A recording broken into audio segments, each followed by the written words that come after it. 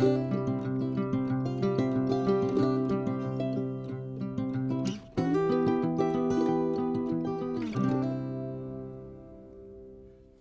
welcome back to my channel. I'm here today with a bit of a tutorial on how I color and use chipboard. I've been playing a lot more with it lately because I am a design team member over at Scrapholics Chipboard.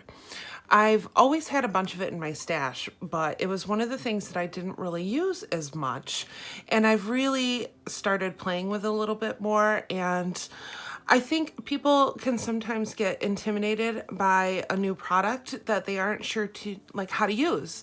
So I wanted to show you some of the tips and tricks and tools that I use to create the chipboard that I use in some of my projects. Now, a lot of the chipboard out there is going to be really fine and detailed nowadays. So this is the chipboard that I'm going to be using on one of my next projects, and I figured we could use that to color today. This is the large scissor set, which you can see here, and then I use the sewing kit as well. That's these 3 pieces here. And then I also grabbed one of the butterflies because I know I'm going to use this very shortly, so I figured we could color that today too. And this is from the Monarch Butterfly collection. So I think this is enough to kind of get us started. One of the things that I do first to prep the chipboard is you can use gesso, and a lot of people don't have gesso lying around. That is absolutely fine too.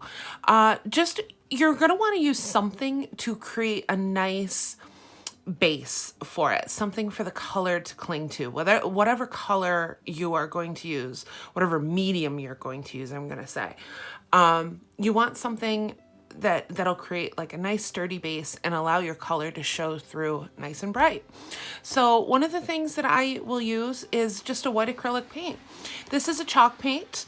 I love a good chalk paint. It's dries quick, and it's a little heavier than a regular acrylic paint.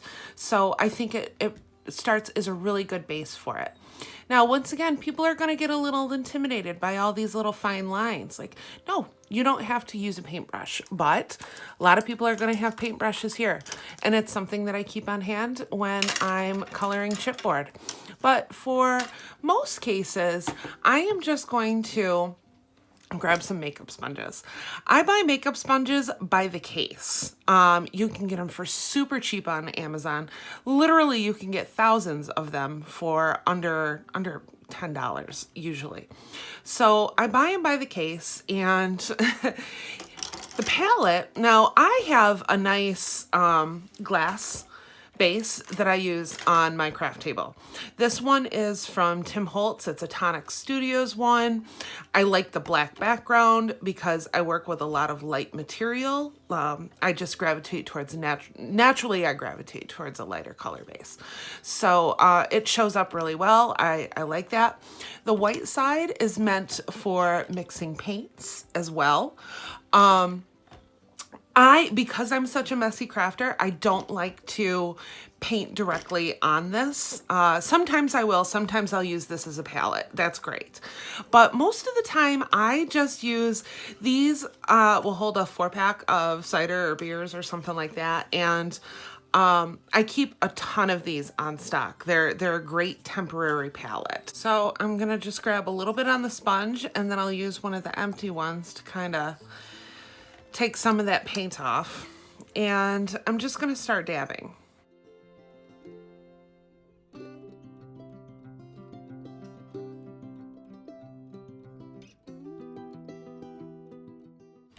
See what a nice base that gives. And it dries quickly, so I'll bring in this one too. And even if I'm going to use a different colored paint on this, because that is my favorite way to color chipboard. I like paint, so set that aside.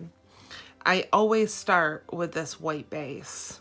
It just gives a much clearer color too. This one I'll do next.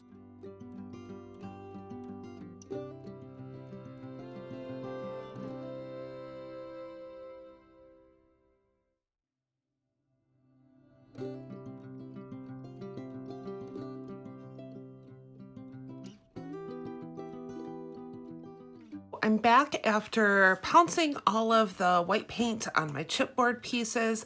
I cleaned this up. One of the other things that I like about using a glass mat on my craft table is it cleans up really nicely.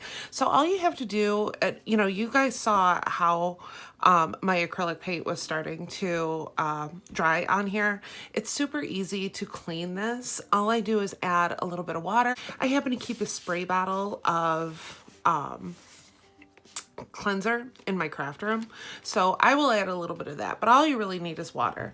And then I take a scraping tool and just scrape up that acrylic paint and wipe it with a cloth. Super easy to keep clean. And then you saw how I'm scraping it without any water either. Like, it just a good base for it. But a lot of the times I will just grab the envelope that the chipboard came in, and I will use that as my base as well, to do a lot of my coloring and everything. But I'm gonna start this one. I know that I want gold. I'm gonna make this a really gold, large gold pair of scissors for the cover of the project that I'm going to use it on. I'm going to paint this with some gold acrylic paint. And once again, I'm just going to come in. The paint that I'm using is a Martha Stewart metallic. I like her metallics a lot. They don't seem to have quite as long of a dry time as a lot of the metallic craft paints out there. And I'm just going to sponge it in like I did with the white. But because I've painted the base white, it's going to give me a more true gold than I would have gotten if I had just painted it with or the bare chipboard with the gold paint. And this Martha Stewart metallic paint has a really good coverage, so you can suffice with one. I probably will put 2 on there, but I'm going to be right back after I heat dry. Okay, so now I'm back. I have 2 coats of the Martha Stewart metallic gold on here, and I like it as is, but I am going to kick it up a notch. So I have some gold glitter that I'm going to put on there. Now, once again, when I do glitter, I'm going to grab my sponge. And for glitter, I like to use this art glitter glue. It dries clear. This is the refill bottle. It does come in this small container here, and it has a tip as well, so you can get a really fine bead of glue on here. But for a large surface like this, I'm gonna go straight to the big guy here. Now, a little goes a long way with this stuff, and I'm gonna pounce it on just like I did the paint.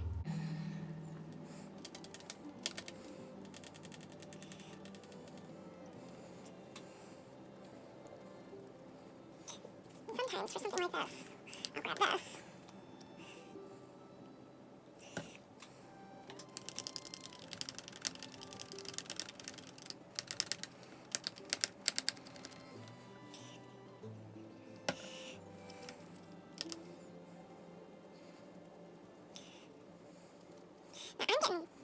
I'm going to be very careful. I'm making sure that I get a nice even coverage on this. Now, if you don't have art glitter glue, that's fine too. I have used Mod Podge. This is what I use for, it's just an embossing tray, a glitter tray, anything like that.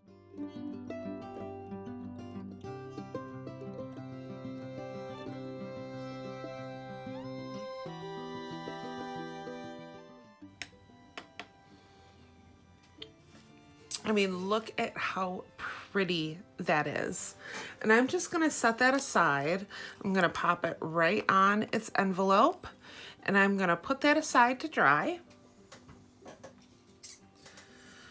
Now, all of this little extra stuff in here, I can just put my funnel in there and pop it back in.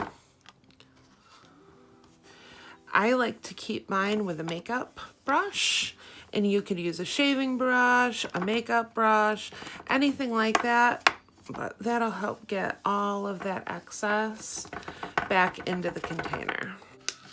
I like to clean as I go. If you don't have one of these vacuums and you do a lot of glittering like I do, I highly recommend it. A lot of fun.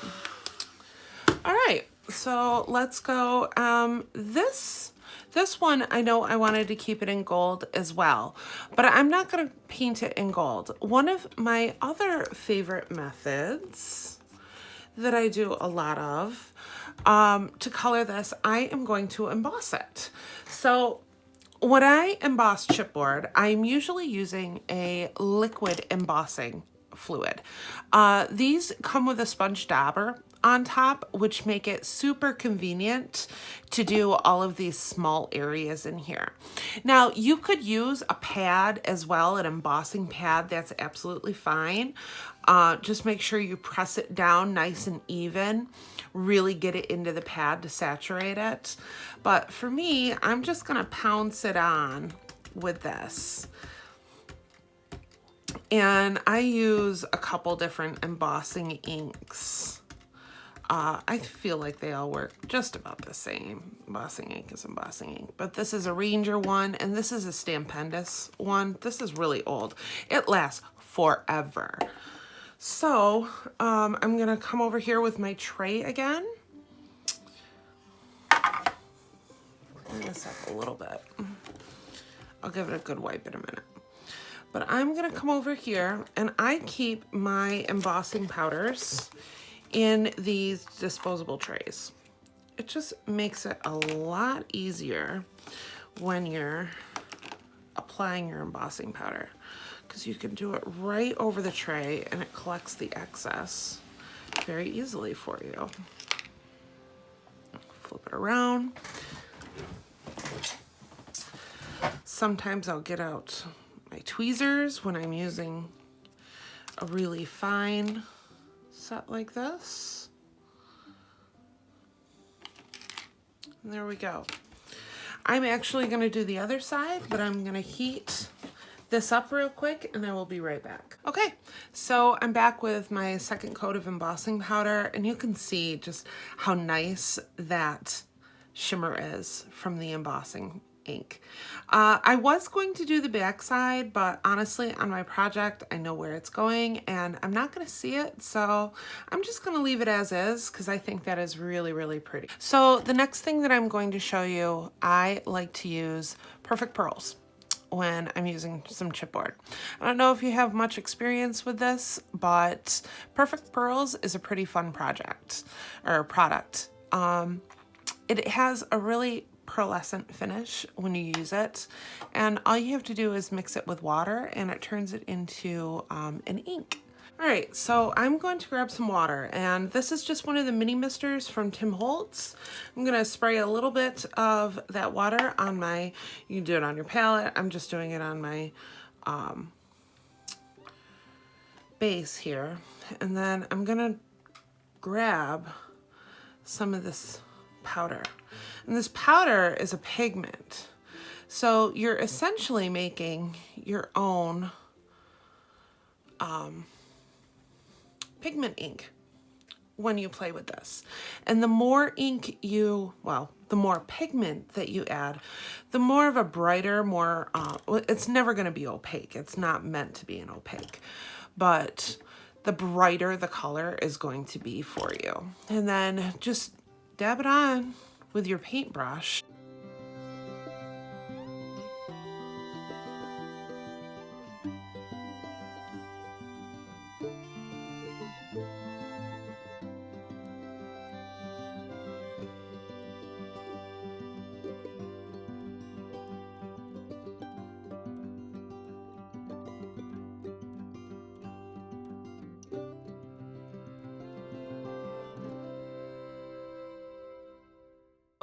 I gave this a shot of heat to dry it with my heat gun, and I don't know if the camera's picking this up, but it just leaves this super pretty pink shimmer on everything.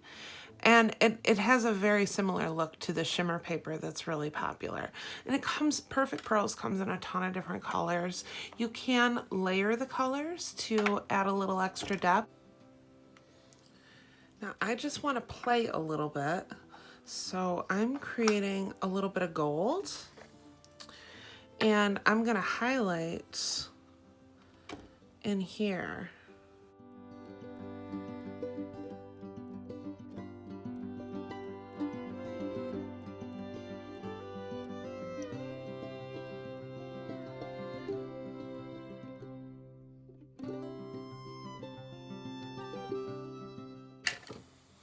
Now, as you can see, I kind of went in the center with a little bit of gold to kind of give it some extra dimension.